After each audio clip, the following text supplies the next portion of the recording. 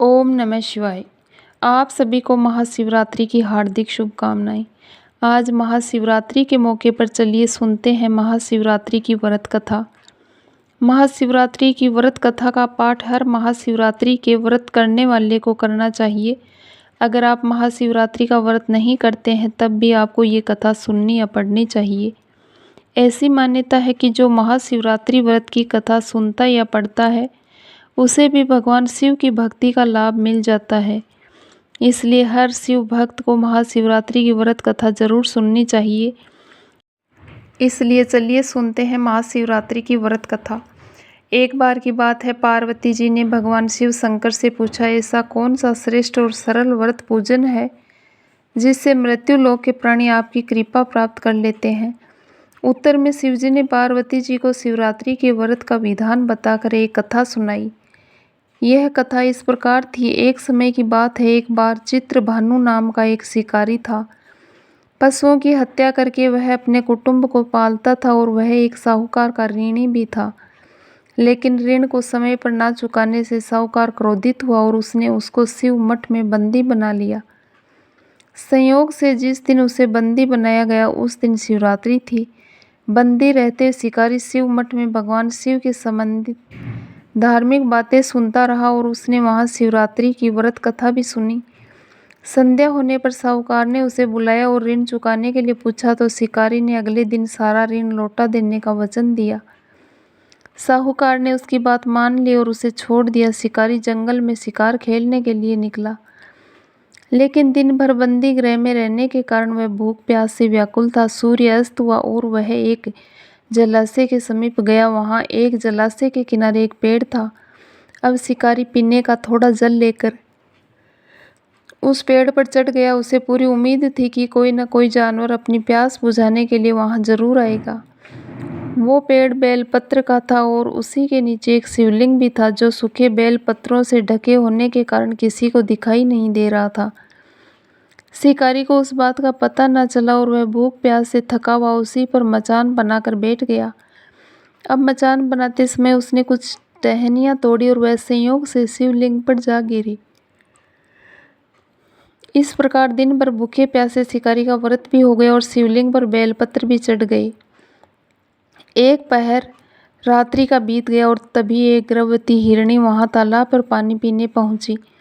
शिकारी ने धनुष पर तीर चढ़ाकर जैसे ही प्रत्यंचा खींची उसके हाथ से धक्के से कुछ पत्ते और जल की कुछ बूंदें नीचे बने शिवलिंग पर जा गिरी और अनजाने में ही सही शिकारी को पहले पहर की पूजा हो गई।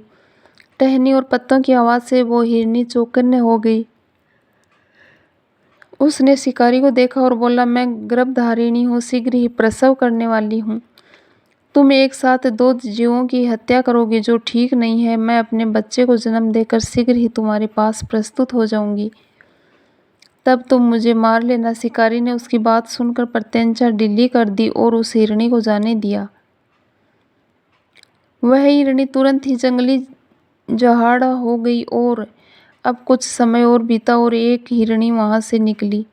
शिकारी की प्रसन्नता का ठिकाना ना रहा। जब वह हिरणी भी पानी पीने पास आई तो उसने धनुष पर बाण चढ़ा दिया, जिससे फिर से कुछ बेलपत्र नीचे शिवलिंग पर जा गिरे और अनजाने में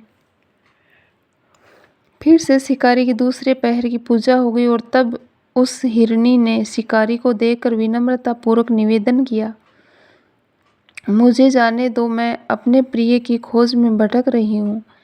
मैं अपने पति से मिलकर शीघ्र ही तुम्हारे पास आ जाऊंगी। शिकारी ने उसका निवेदन सुनकर उसे भी जाने दिया। अब दो बार शिकार को खोकर वह चिंता में पड़ गया। अब रात्रि का आखिरी पहर बीत रहा था। तभी एक और हिरनी अपने बच्चों के साथ उधर से निकली। शिकारी ने उन्हें देखकर धनुष पर तीर चढ़ाया और जैसे ही वह तीर चढ़ाने ही वाला था, हिरनी बोली, मुझे मत मारो, मैं इन बच्चों को इनके पिता के पास छोड़कर लौट आऊंगी। इस समय मुझे मत मारो, जब मैं वापस आऊंगी तो मुझे मार लेना। शिकारी हंसा और बोला, सामने आए शिकार को छोड़ दूं, मैं ऐसा मूर्ख नहीं। इससे पहले भी मैं 2 बार अपना शिकार खो चुका हूँ। मेरे भी बच्चे भूखे प्यासे तड़प रहे होंगे, मैं तुम्हारा शिकार उनके लिए कर रहा हूँ। इस पर हिरनी ने कहा, जैसे तुम्हें अपने बच्चों की ममता सता रही है ठीक वैसे ही मुझे भी इनकी फिक्र है। इसलिए सिर्फ बच्चों के लिए मैं थोड़ी देर का जीवन दान मांग रही हूँ। मेरा विश्वास करो, मैं इनके पिता को इन्हें सौंप कर तुरंत ही लौट आऊँगी। हिरणी का दीन स्वर सुनकर शिकारी को उस पर दया आ गई और उसने हिरणी को भी जाने दिया। अब शिकार के अभाव में वह बेलपत्र के वृक्ष पर बैठा शिकारी बेलपत्र तोड़ तोड़ कर नीचे फेंकता जा रहा था।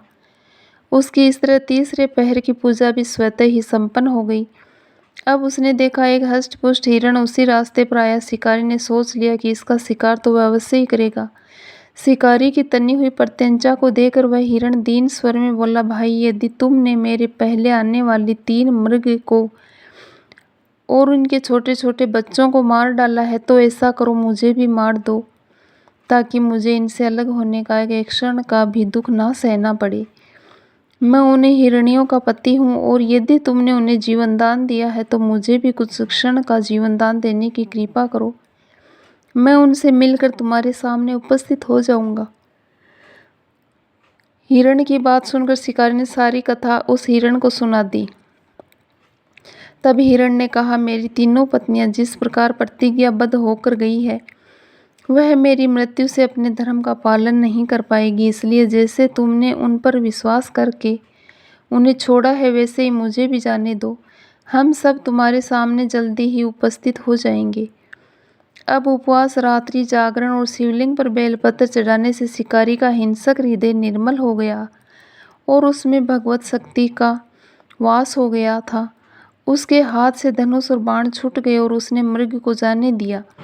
थोड़ी देर बाद वह हिरण अपने परिवार सहित शिकारी के सामने उपस्थित हो गए और शिकारी से कहने लगा, अब तुम हमारा शिकार कर लो, लेकिन जंगली पशुओं की ऐसी सत्यता, सात्विकता और सामूहिक प्रेम भावना को देखकर शिकारी को बहुत गिलानी हुई। उसकी आंखों से आंसू बहने लगे। उसने उस हिरण के परिवार को ना मार कर अपने कठोर हृदय को जीव हिंसा से हटा दिया और कोमल और दयालु बन गया। ये सब देवलोक से भगवान शिव देख रहे थे और उसके ऐसा करने पर वह उस पर प्रसन्न हुए और तत्काल ही उन्होंने उसे अपने दिव्य स्वरूप का दर्शन करवाया और साथ ही उसे सुख समृद्धि का वरदान देकर उसे गुह नाम प्रदान किया। वह वही गुह था जिसके साथ भगवान श्री राम ने मित्रता की। ओम नमः पार्वती पते हर हर महादेव। तो ये थी महाशिवरात्रि की पौराणिक व्रत कथा। आशा करती हूँ आप सभी पर भगवान शिव और माँ पार्वती की कृपा हमेशा बनी रहे। आपको आज की ये कथा कैसी लगी ज़रूर बताएं और हमारे चैनल को सब्सक्राइब करना ना भूलें। ओम नमः शिवाय।